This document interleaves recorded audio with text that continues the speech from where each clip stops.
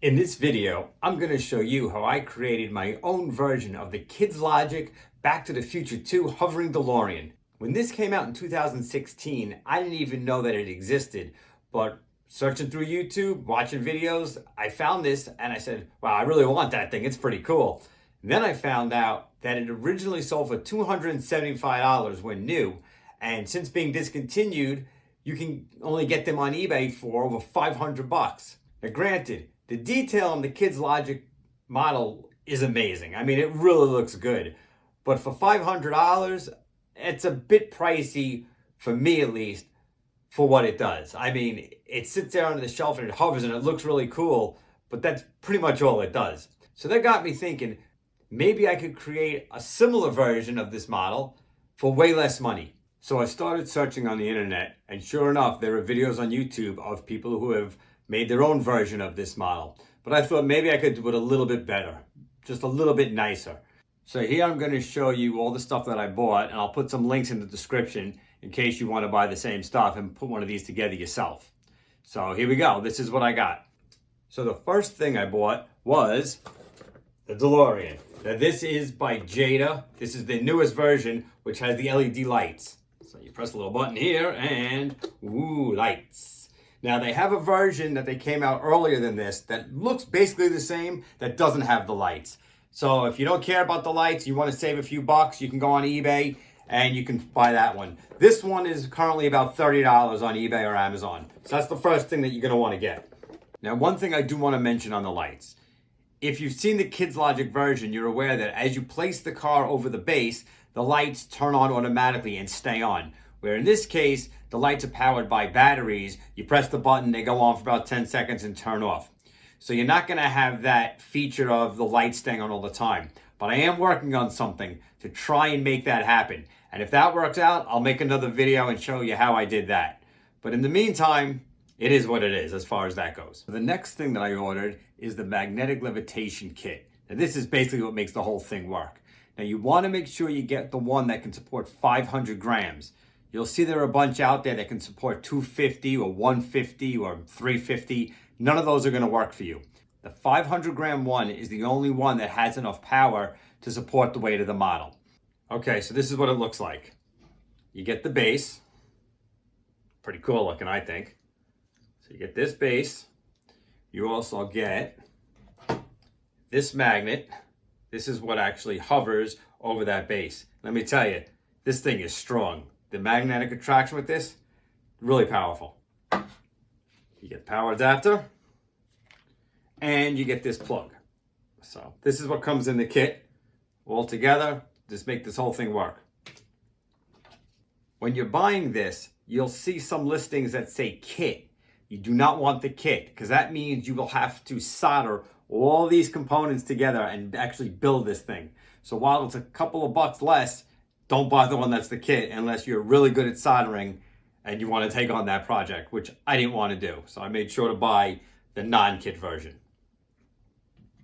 When you buy the magnetic levitation base, I first looked on eBay and Amazon, and I saw the two versions, one with an acrylic case and one without. And you definitely want a case.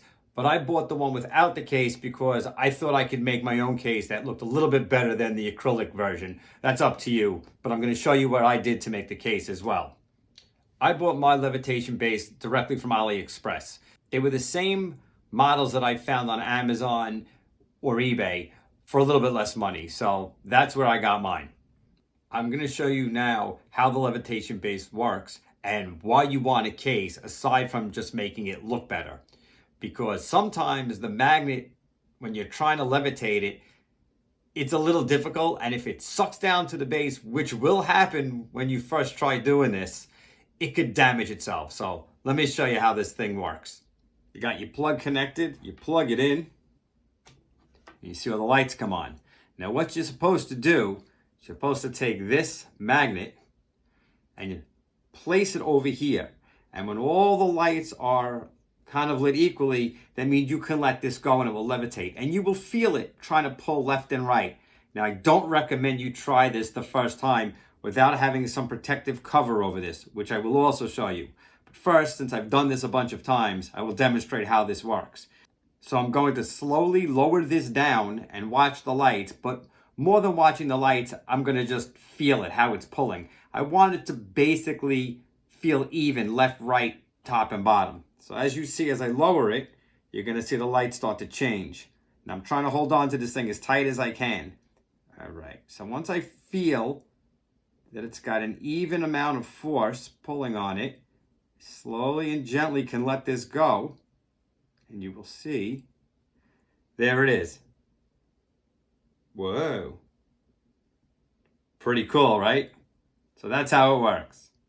Now that we have this thing floating or levitating the way it should, I'm going to show you why you really want the case to protect this thing. Because if this piece is misaligned and it slams into this magnet here, it could easily break and shatter this magnetic ring. And then, of course, it's broken. So, show you the strength of this. I'm going to put this piece of cardboard underneath, and you'll see that it's going to keep on levitating.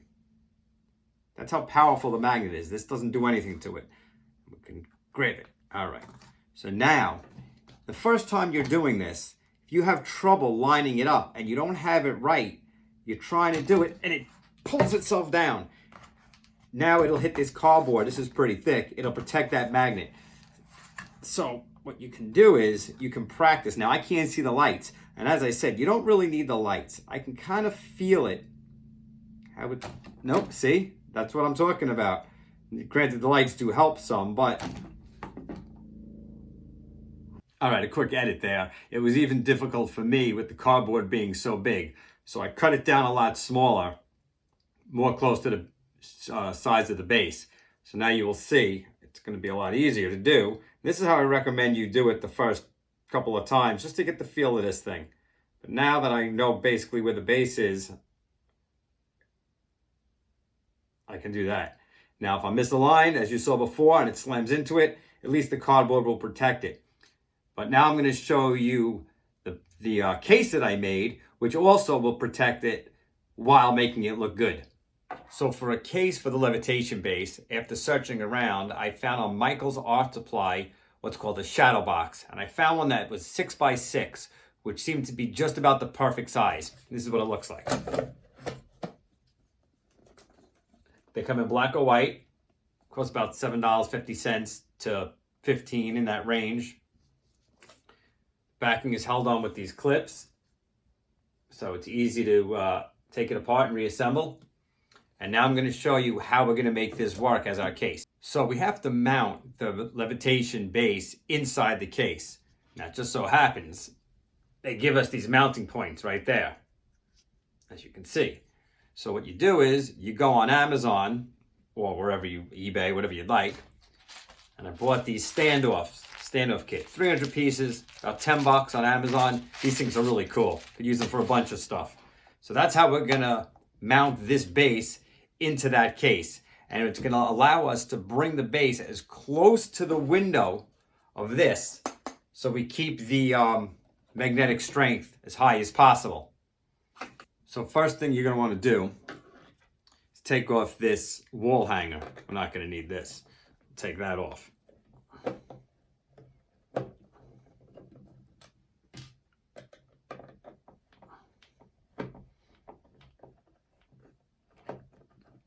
All right, now with that out of the way, you can keep some of these clips on at this moment. Actually, it might help to keep these on. So what you want to do is take your magnetic base and basically you're going to try to center it, and then you're going to use a long pen or something to make marks on this board so you know where you're going to drill some holes, which I have done. As you see, got the holes drilled in there, over there. So you're going to drill your holes in there. Now, if you're going to drill it assembled like this on the main base, just be careful you don't make the drill bit go too far down and smack into this, because of course then it's ruined. So if you're more comfortable, you can do this off the base. But if you're careful, you can just go through. So I don't remember what drill bit I used for this. I'm sure I started with the smallest bit. I think it was a 16th. You go from there. You just want it big enough that these screws that come in the standoff kit can go through a tight fit, you can screw them on there. So the next thing that you're going to want to do is take this off. And you need to drill a hole for this plug to go through. Start with a very small bit and work your way larger and larger. And I think the final size I used on this was a 1-inch bit. And unfortunately, it did chip the material a little bit. As you can see, it's got kind of screwed up, but it's not really going to matter because this is going to cover it mostly. Now, this comes with a nut that goes onto here. So when you put it through something thin, you can then tighten the nut on the back and keep this from falling out.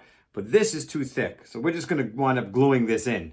So after you drill your hole, this is going to go through here, like this. And it's going to be just like that. Now you can put this here, you can put this here, you can put it in the center if you like. I decided I liked it on that side, so when it was down, it would be that way. And the little chip, well, it sucks a little bit, but it's going to be facing the wall anyway. Nobody's going to see it.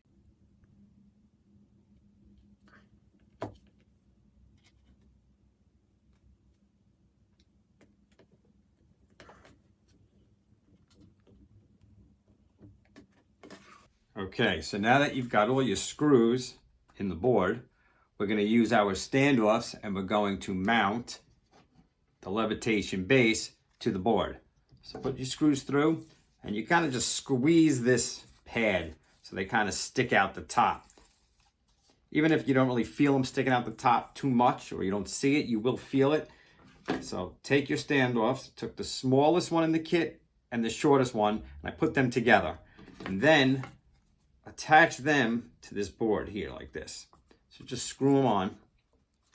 Make them nice and snug. You don't have to make them gorilla tight. As long as they're on there, that's what you need. So put those on there like this.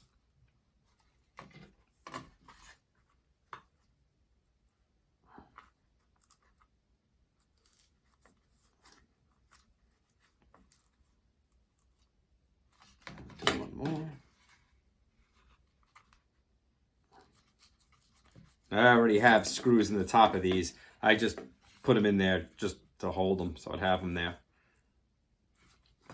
Okay, so you have all those in there. Now we're going to take these screws off, of course, because got to take them off to mount the base to it. And make the electrical connection. So plug that into there like that. All right. Now we can take this and we're going to mount this to this. Okay.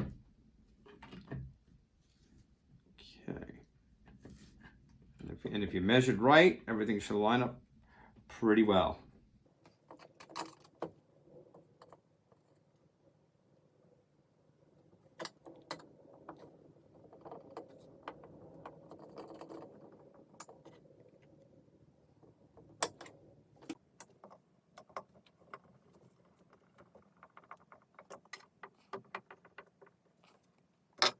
All right, I'm going to assemble this thing. So, let's see how we're going to have this. Turn it, put the wire. I want the wire to be under the board, like that. Put that on there. Put these locking tabs in place. Hold this thing together. And let's see what we got. I think that looks pretty good. I mean, you can hang that on your wall like a piece of art. And not only does it look good, it offers the protection I was talking about. When you're putting that magnet, if it happens to crash down, which hopefully it won't, this is plexiglass and it'll protect this from breaking. But I still recommend you put some cardboard on top of this. Try it a few times before you really go for it. So now we're going to put some rubber feet on the bottom of this because you don't want it to scratch anything. And it does have this thing here still. Kind of sticks off the bottom a little bit. So I'm going to get these rubber feet, which I got on Amazon. I think these were $9. Lifetime supply, basically. You see, I think I got 100 of them in this package. So we're just going to peel and stick these on there. See how that's going to work out. That looks about good. Stick one over there. Just do one in each corner.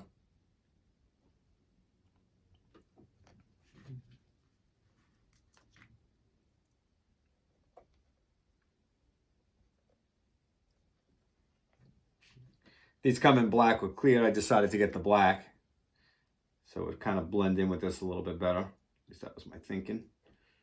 All right, so now, where's the back of this thing? So there we go. Yeah, and plus it keeps it nice and kind of tight on the table. It gives it a good grip. All right, so the final step is we're gonna have to prepare the car with the levitating part of this. So what we're gonna do is I'm gonna put this to the side for a moment. Get our model. And you're gonna take the magnetic disc. And what we wanna do is we wanna tape it to the bottom of the car. You do not want to have this levitating over the base and then try and get this to sit on top, because if the weight is off or you move this too much, then obviously it's going to crash. So what we're going to do is we're going to adhere this with thin foam tape to the bottom of the car. It just so happens that right here, right over here, this lip by this battery door, you can get this to sit, and you can feel it kind of like centers itself on that little U channel. Now this does want to magnetize itself to the batteries in here, and that's not what we want this. We want this a little bit lower down, and this way we can center it. Basically, like I said, it'll self-center. You can feel it, so that's how we know it'll be centered, and that's where we're going to place it. Okay, so take some thin double-sided foam tape. You don't want it to be really thick because you're trying to keep this, close to the car as possible. It's unfortunate that you're going to see this a little bit while the car is hovering on it, but it's really too big to put in the car. Now, maybe if you took the interior out of the car, you could do that. Nobody really looked that close. Then you can mount this into the car. But I decided I didn't want to do that. So, put the foam tape on that. Peel off the other side.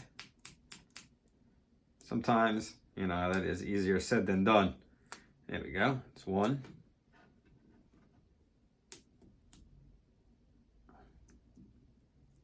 It's two. Get the car. And we'll kind of rock it in there so we feel where it wants to be. I can feel it right there. And then we will just set it down.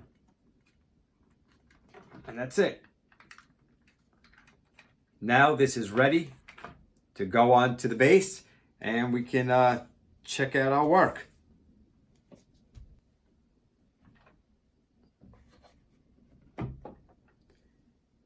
All right, so here we go. Let's see how this thing works out. Plug our base in.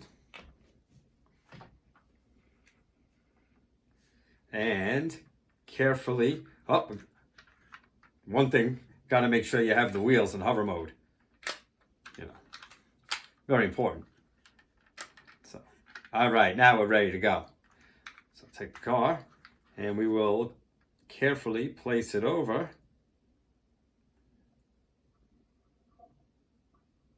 Once we get that thing in the happy spot. Now, if it doesn't line up within a few minutes, it's a good idea to just abort, let it reset for a second, try again. Just gotta be patient, gentle. Oh, there's the happy spot right there. And there we go. Look at that. We can put the lights on for now. Too bad they only stay on for a second. Give it a slight spin. And there we have it. I think it came out pretty good.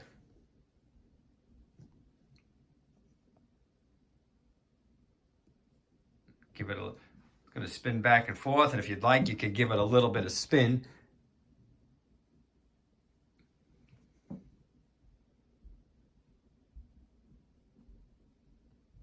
Look at that.